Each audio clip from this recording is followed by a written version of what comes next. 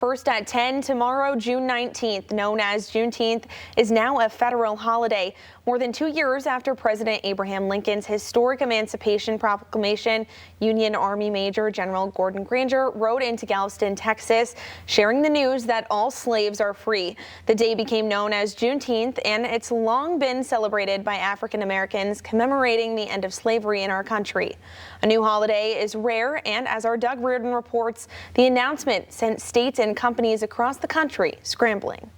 All Americans can feel the power of this day and learn from our history. Governor Whitmer signed a proclamation Friday declaring June 19th as Juneteenth Celebration Day in Michigan. At the same time, Michigan Congresswoman Brenda Lawrence and the Congressional Caucus on Black-Jewish Relations hosted a roundtable to discuss the progress we've made and what needs to be done in the future. It is a day for celebration. It is also a day for reflection.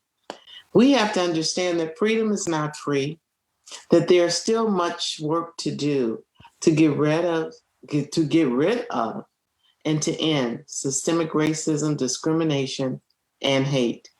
It should empower us to fight harder every day for criminal justice reform, racial equality, and economic empowerment for Black people in America. Lieutenant Governor Garland Gilchrist calling this day historical, saying in part, Black Michiganders deserve a state that celebrates, listens to, informs, and empowers them. I will work every day to advocate for policies that protect and expand access to justice and opportunity. Juneteenth is the first federal holiday to be established since Martin Luther King Jr. Day in 1983. It's not a time to celebrate, but a time to commemorate. And I think I would agree with that. We still have a long ways to go. But I think it is important to acknowledge the important historical significance that this had in our country. The rarity of it all had governors across the country scrambling to make plans for their state offices. In a statement, Governor Whitmer said in part, quote, "Our racial reckoning reminds us that it is our responsibility, whether we're citizens or public servants, to change our laws and root out systemic racism in every aspect of our society, from healthcare, housing, education, policing, and more." This year, June 19th falls on a Saturday, so the closest workday is today. Many states, including Maryland, Nebraska, Missouri, West Virginia, and Alabama, will give most public employees the day off, but government workers in other states like California will have to wait until next year.